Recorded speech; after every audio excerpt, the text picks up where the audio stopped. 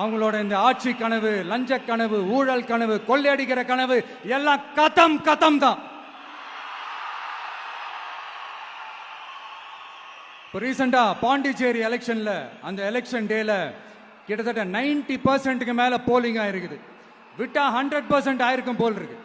அதே மாதிரி போலிங் நம்ம தமிழ்நாட்டில் நடக்குதா இல்லையான்னு பாருங்க. அதனால மக்களே, உங்க எல்லாரையும் கையெடுத்து கும்பிட்டு கேட்கிறேன்,